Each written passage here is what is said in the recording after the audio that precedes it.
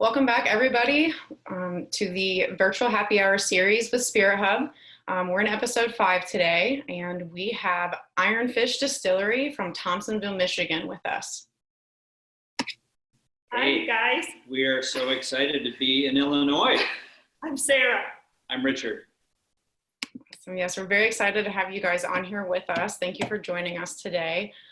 Before Richard and Sarah get into what Iron Fish is about and what spirits they have, for those of you that are not familiar, Spirit Hub is an online retailer of craft spirits, and we support independent distilleries from all around the nation. We have around 1,300 different spirits, and we represent over 200 different independent distilleries.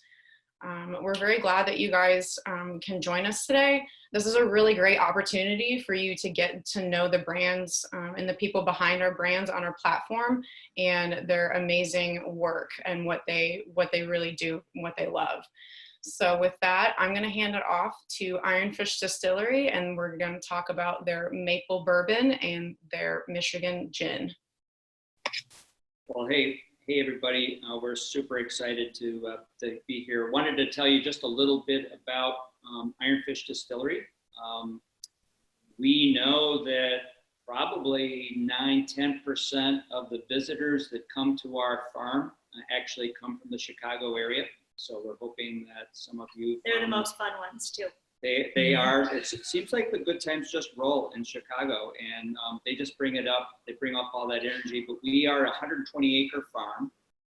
I think when people discover this distillery, may have heard of us word of mouth. They come down this dirt road, they turn a corner, and they see a 120-acre farm. It was founded in 1887. We're super proud as a family-owned enterprise to have brought it back after having been abandoned for 10 years. And why 9-10% of our customers are from Chicago is that it turns out that 2 miles away is a 5-star family resort and ski resort. And I think, somebody could correct me, but I think it's the closest ski resort to Chicago. And so our distillery is 2 miles away from there. And we're in the middle of nowhere, but we have really great neighbors. We're awfully lucky. So that's Crystal Mountain. We actually have grain that we're growing on the property, 120 acres. So we're doing rye and wheat. And actually, we're super excited to introduce our gin to everybody, which is made from winter wheat here on the farm. And we're going to be introducing 2 spirits to you today, our maple bourbon and our Michigan Woodland Gin. I'm going to start with the maple bourbon. This Awesome. has been a jewel in the Iron Fish crown. It just hits such a great spot in people's hearts. And of course, that makes us feel so happy and proud. This maple bourbon is a bourbon that we finish here at the distillery. So as you guys know, because I think there's spirit aficionados watching us, which we're grateful for, we're buying this bourbon in from another distillery and doing barrel finishing here. There's really 3 parts to the distilling process. There's the growing the grain, the distillation, and then what happens in the barrel. So barrel finishing means that it's going to a secondary barrel, moving to a secondary barrel that's imparting flavor and character on the bourbon. In this case, it's a maple bourbon barrel. But the bourbon we're starting with is a high rye style of bourbon, which means every bourbon is 51% corn. What's at least as a minimum, many bourbons higher than that. But what's happening at the back of the bourbon or the rest of the mash bill of the bourbon is variable. For this one, this is percentage rye. What's the percentage? 36. 36% rye. So it has a spicy character to it that is just, we think, just beautiful, especially married with the maple. So the situation with this bourbon is that we're taking this bourbon and we're resting it in maple syrup barrels for about 4 to 6 months. We think it's a total success because it maintains its character as rye bourbon, and there's just a little bit of maple at the back. I think sometimes when people are moving into maple spirits or finishing spirits, it's taking on too much character of the finishing barrel. It may be a little too sweet. Yeah, exactly. And we didn't want to have a candified spirit. We wanted it to be delicious as a bourbon that you're sipping by the glass, and obviously also have accessible uses in cocktails. If you've got something too sweet, it's not that enjoyable to drink by the glass, and there's very little places that you can take it as a cocktail. So this maple bourbon has been something that we have truly loved. We've won a number of, flip this around. We've won a number of national and international awards with the bourbon. All right, small plug. There's nothing like having Francis Ford Coppola on the front page of the International Spirit competition, and we got on the podium. Nice job. So Oh, look at that! This is a gold medal Right in there. Spirit competition on our maple bourbon. So, what do you think, Emily? Is that enough on maple bourbon? Should we move on to gin? Possibly. I do have a question. What do you guys do with the, like, where do you get the barrels that you age your bourbon in to get that maple flavor? Like, how do you flavor it?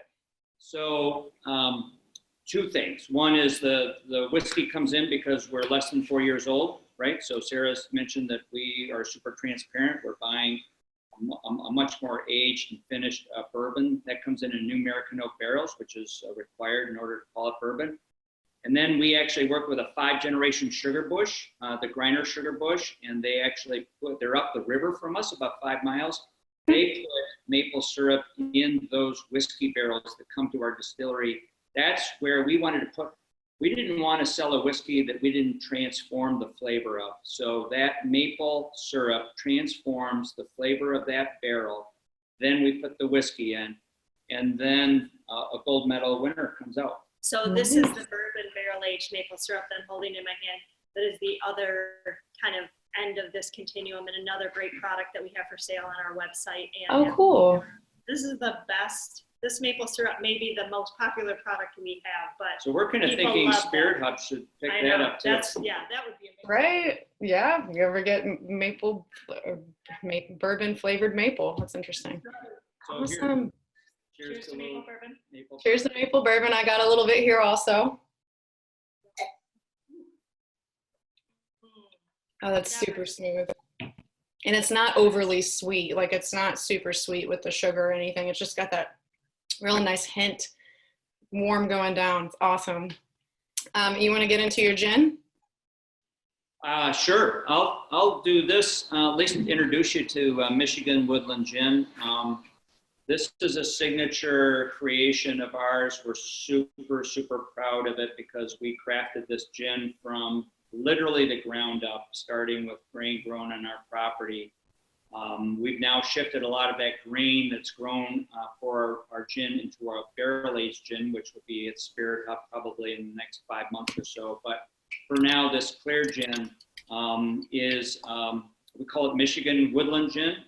As a woodland gin, we say that where you start on your walk through this gin and where you end is really 2 different places because thanks to Sarah, she insisted. Troublemaker. She was a bartender on Mackinac Island when she was about 20 some odd years old. And Yes. then they made her chamber director. So I think she made some good cocktails, which has come in handy at Iron Fish as a result. But she insisted that our gin not take on a juniper-centric flavor. You know, I like London Dry gin, but I knew that to represent the area that our distillery is in, we needed to go broader and wider to really represent the terroir of our farm and the terroir of this production. Yeah, and so the real challenge of staying true to that was that also Sarah really insisted that this gin not taste like a pine tree. Mm-hmm.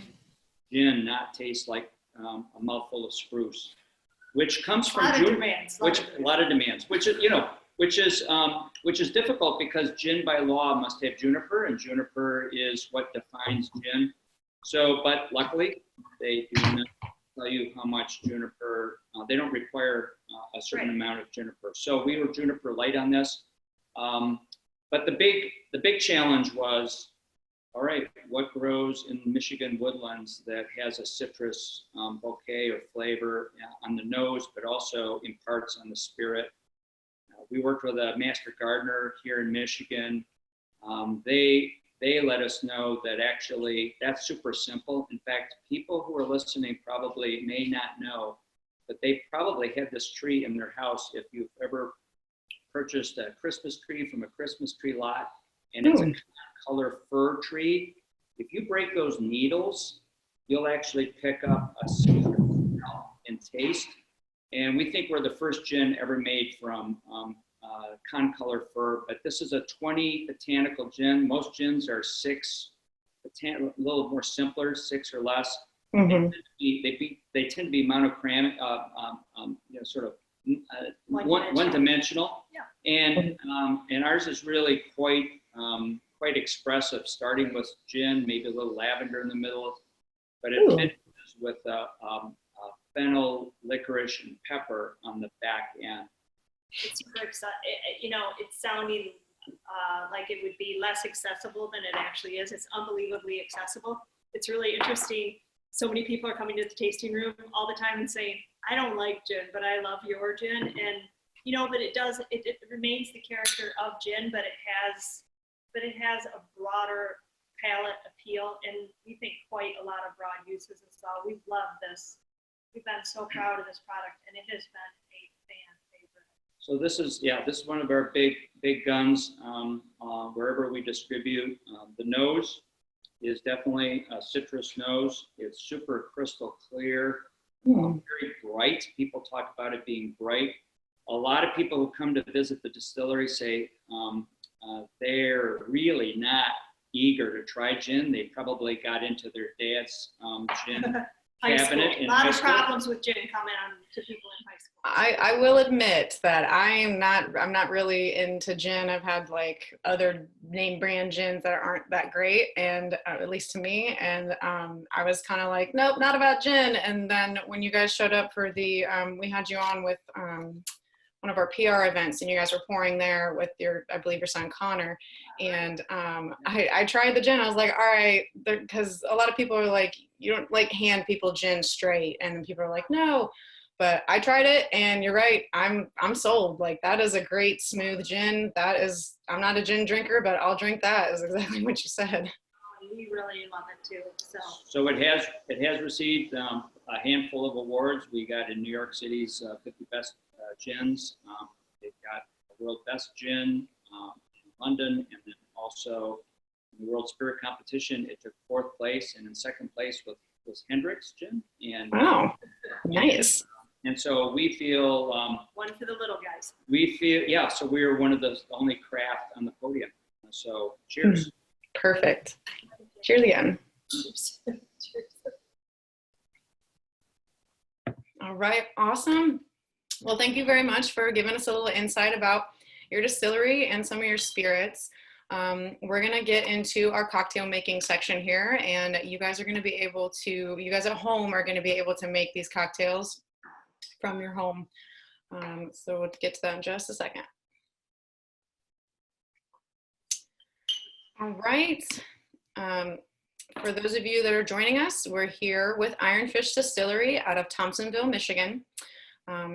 We are going to, we're in our virtual happy hour series, and we are going to have them make a few cocktails with their Bourbon Whiskey Finished in maple syrup barrels and their Woodland Gin. So you guys take it away. Which one are we going to start with? We're going to start with the maple mint julep. So everybody knows this weekend was supposed to be the Derby, and the fates have conspired. So that's not happening. And actually, we have an enormous fundraiser Derby party here every year. So this weekend coming up would have been one of the most fun weekends of the year for us here at the distillery. Very quickly. Oh, I'm sorry. Yeah, you were going to say it very quickly. We run a horse race down our dirt road and have probably one at the distillery year round, supporting a local nonprofit. We pick a local nonprofit. That's right. So they raise about $7,000-8,000. It's a huge. So come, Emily, nice. to our One day you're Kentucky coming Derby party. So I just wanted to make a basic mint julep. So mint julep is, just a foundational cocktail. But it's a great cocktail because it really signals celebration, right? So one of the things that the cornerstone of the mint julep, I mean, it's going to get a little messy here, is crushed ice. And why is that? Because in a spirit-forward cocktail, dilution is really your friend, and it's really what's helping you enjoy the cocktail in a, let the flavors of the cocktail come together. So we use our maple bourbon to make mint juleps at the distillery. We think that the little bit of maple just adds that little bit of extra taste. With a 2-ingredient cocktail, the ingredients really, really matter. So it's 2 full ounces of our maple bourbon and just a half ounce of mint simple syrup. Once again, for the mint julep, a lot of people do the approach where they're doing just a little bit of superfine sugar and breaking down some mint leaves in the glass. But we do the mint simple syrup because we always are serving a lot of juleps. So, and we really like the way that it combines with the bourbon overall, and just the way that it comes together on the drink. And how simple is it for people to make their own simple syrup? It's super simple, and it lasts a while in the fridge, so you can enjoy mint juleps all throughout the month of May. So all you're doing is you're taking equal parts water, white sugar, and mint leaves. You're just packing the mint leaves in a cup. So if it was half a cup of water, half a cup of sugar, half a cup of mint leaves, you got yourself a nice amount of mint simple syrup, and you're going to be able to enjoy that with a lot of lovely juleps for a good long time. Yeah, I bet taking the time to make that is definitely worth it. So delicious. Emily, I don't see you making it. She's going to. I know, I don't have any. I'm so sorry. We do have the recipe posted on our website, spearhub.com. So those of you watching can definitely find the recipe there. This is what I tell people. If you're staying put and you want to fill your julep right to the top, that's a personal matter. But this cocktail looks like this. And then you're just finishing the cocktail with some delicious, adding a little bit more crushed ice and finishing the cocktail with some really nice sprig of delicious fresh mint. Maybe in Chicago might already be out in people's gardens. We don't know. But it's a win. It looks really good. So you taste it, Richard. You be the judge. Yeah, Richard Right. can be the judge. It looks super fresh. I love that mint leaf. Love simple cocktails and spirit forward ones as well. Perfect. What do you think? The combination of the mint and the maple is really actually surprising. I know. And I think delightful. Causes people to want to just sip it and not waste it. Yeah, right. Right. Well, good. Yeah, I'll definitely have to try that one soon because, like you said, the maple and the mint combination sounds good. So I'm going to make you one more cocktail that features our Michigan Woodland Gin. So Emily, have you noticed how important I am to all of this? Well, of course. I just do the tasting. Richard's the brains behind the operation. Did a little work. So when this is an cocktail, I just use my extra crushed ice. I would never use crushed ice for this if I didn't just happen to have it right here handy. Oh, by the way, crushed ice, how do you do it? With a mallet, with a NutriBullet, with your Cuisinart. So if you want to have crushed ice for your julep, you don't need to be going anywhere except Nice. Yeah, just give it a good old pounding. to do that crushed ice. So the second cocktail I'm going to make is once again a very simple cocktail. And sort of, I always think about this as the gin variation on a daiquiri, right? Ooh. For us, it's called the Sleeping Bear, but most people would always call this cocktail the Bee's Knees. It's a classic. Ooh, the bee's knees. All right, so we call it Sleeping Bear. I like that better. We call it Sleeping Bear because the Sleeping Bear dunes are right by the distillery. So I'm making both Richard and I a cocktail of this, and it's going to be 2 ounces each of the Michigan Woodland Gin. Then we're just doing ½ ounce each of honey simple syrup. So honey simple syrup is once again about as easy as you can get. You're taking honey and you're breaking it down with an equal amount of water. Using honey in cocktails is too blobby and messy, but you're making honey into a simple syrup is super, super easy. Doesn't even have boiling water, just warm water. Richard's showing you our delicious barrel-aged honey that we age in bourbon barrels. We have about 90 beehives on the farm, so we have our very own honey. Oh, nice. Yeah, save the bees. Thank you. Emily, one quick thing on that honeys with the beehives that we have. We actually finish our dark rum that you guys sell. Yes. It's actually finished with honey that's been aged right. in 20 quart barrels. So That's that right. honey is showing up in some of the spirits, but of course not the gin. And now here it's showing up in the simple syrup. That's right. So what I just did for per cocktail is 2 ounces gin, ½ ounce of honey syrup, and then ½ ounce fresh lemon juice. I've been saying to people during this time again, you know, fresh lemon juice is always nice in a cocktail, but if you don't have that fresh lemon in your fridge right now, and you do have some reconstituted lemon, give yourself a break and make yourself a cocktail, because it's just fine. You know, That's right. We've all got to keep life a little flexible just now. That's the kindest thing we can do for ourselves. We're just going to give it a quick shake. Yeah, good shake, good shake. And we're going to strain it off into these 2 glasses. Our final flourish is going to be a small little lemon twist. And you're going to have one beautiful cocktail that I think, for me, this just feels nice and springy. And every time I drink a bee's knees cocktail, I just feel a little extra bit of hope, right? Yeah. And the great thing about the bee's knees is there's just so many variations that you can do on it. Lavender, rosemary, simple syrup, you know, whatever you want to do. So, don't spill my drink. No. Love that coupe glass. Giving everybody a pour. Another little twist. That was a terrible twist. Oh well. Life goes on. This requires another toast. You at Spirit Hub. Hey, we're kind of like doing this with you. I know, this is so much fun. Next time I have to get all the stuff for it, and I'll have to make cocktails too here. So Because we're allowed, we're coming over there to make this. We are, absolutely. So I hope people like the 2 cocktails we picked. We think it's pretty reflective of what we have going on at the distillery, and just kind of our casual. We have some fancy cocktails, 5 ingredient cocktails here, but a lot of the times we just like to keep it fresh, local, and simple.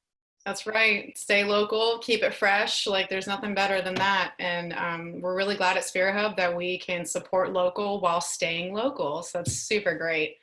Awesome. Those cocktails look amazing. Again, you can find those at spirithub.com.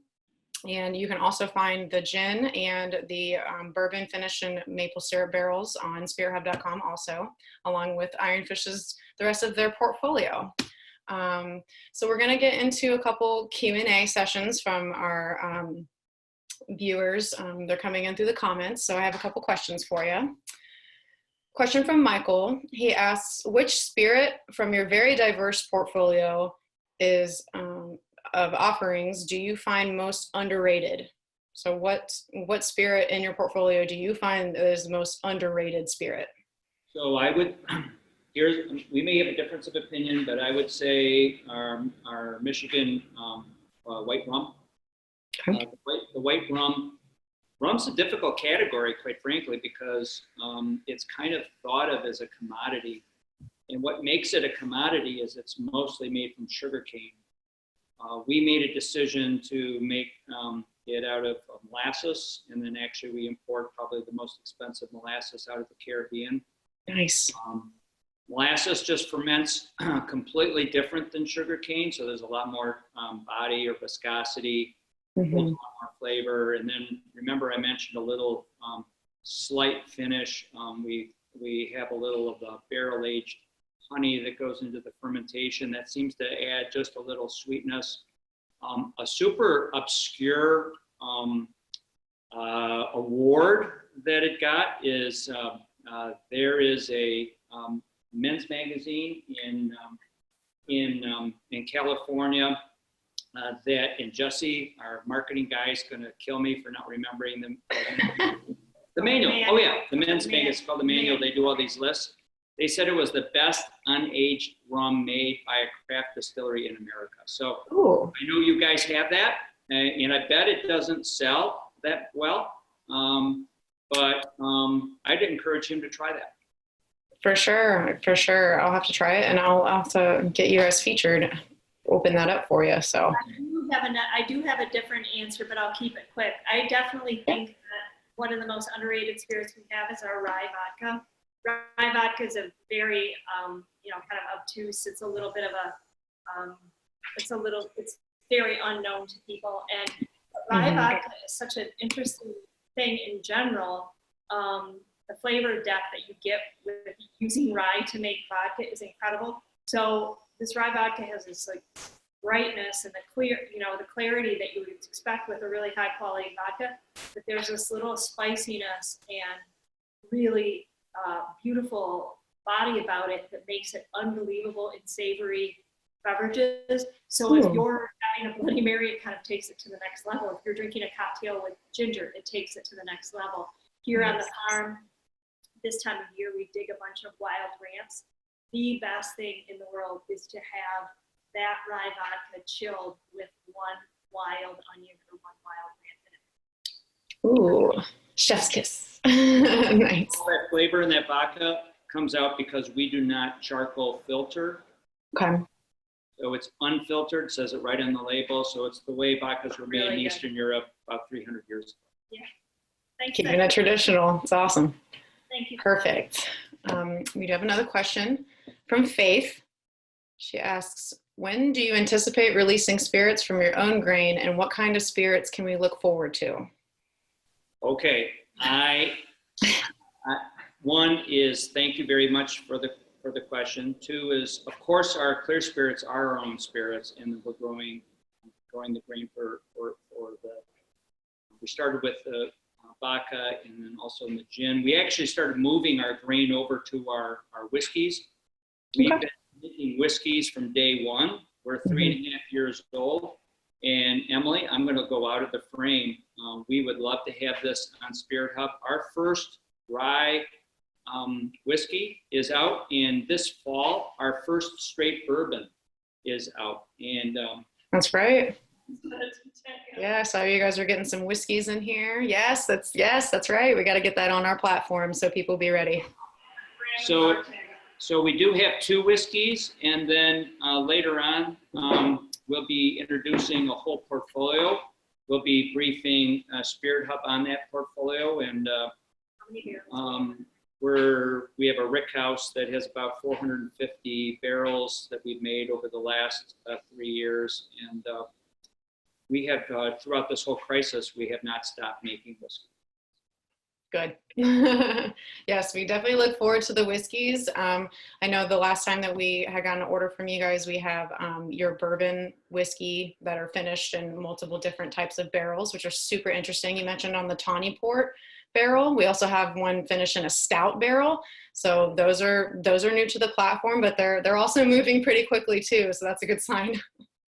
Yeah, I would really encourage people to grab that tawny port. You guys actually have a batch that came out of a couple barrels out of the Douro Valley of Portugal that I think every batch number is reflective of the barrels that they're in, and I think you guys have batch 3, and it's a really nice tawny port finished bourbon. Yes, I believe that one's the most popular out of the 3 new ones that we got. So keep an eye out. That's awesome. I have a question for you. You guys mentioned you're a farm distillery, but do you have any other functions that is included in your distillery? I think you guys have a restaurant. Do you do any events? We do. We have both a restaurant that we have as part of our tasting room where we serve wood-fired pizza that is really just centered and focused on a little bit of local grain and also tons of local ingredients. It's quite delicious. We have a little local food menu that goes with it. And we also have a fully restored historic barn on the property that's used as an event space, both for events that we host, like music events, lectures, just all different types of events, and then also people rent it for their own events and celebrations, corporate events, weddings, and family parties. So we have quite a little active spot here generally. Yeah. We are literally on a dirt road in the middle of nowhere, but this is a jumping joint, and we've been so grateful for it. It's just been, you get a lot of people that drive down this dirt road. It's so to give you an idea, we've had and we're actually reinventing how this in destination is going to operate this summer. But in the past 12 months, We've had over 120,000 people join us here. Wow. And we're working, we have 120 acres. So we have the ability to socially distance your group, your self-defined group, get you a cocktail kit and a picnic basket, go off into under the trees, enjoy your friends, and be safe. And so we're inventing that right now through Harvest Host. You can actually come here and camp for free. So if you're a member of Harvest Host, you can come here and camp. And then if you can't be with us, you can go to Spirit Hub and participate in drinking some spirits from the farm in Chicago or Illinois. That's right. That's right. We deliver throughout the entire state of Illinois right to your door. So don't forget that either. Perfect. I do have one last question, and this is submitted from our Instagram. Brittany asks, what is the inspiration behind your name, Iron Fish? So, wow, we're rusty. I know. No, we got it. We should, I know, but we should remember. Yeah, so this 120-acre farm is on the Betsy River watershed. It's a natural and scenic river, and farms can have a negative impact on rivers. This is a particularly important river to the steelhead. We are named for the steelhead that migrate up that river, journey up that river every year to spawn. So that's why we named a farm after a fish. In literature, the iron fish, there's references of the iron fish in literature, you know, the steelhead, and it talks about how it fights. And we knew, I mean, we fight, It's got an attitude. We're generous little fighters, but we know that doing what we need to do and what we try to do every day, which is, you know, make this business work and employ some fantastic people. You can't do that without a little bit of fight. So, and we're kind of hard to catch. And we're kind of hard to catch. That's what all our competitors say. Yes. Love it. Love it. Awesome. Well, that will wrap up our virtual happy hour for today. I just want to thank you guys again for joining us. Thank you for showing us your passion and explaining everything, showing us the love of Iron Fish Distillery. Do you guys have anything else before we sign off? Stay safe. What fun. Be careful. Thanks for coming to visit the farm. We can't wait to see you in person very, very soon. So thanks. Yes, we'll definitely be seeing you in person soon.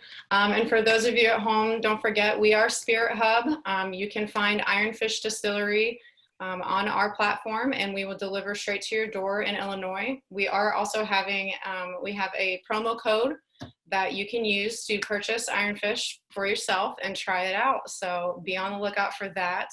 And again, thank you, Richard and Sarah. Thanks so much. We really appreciate it. Cheers. Yes, definitely. Cheers. Bye. Cheers.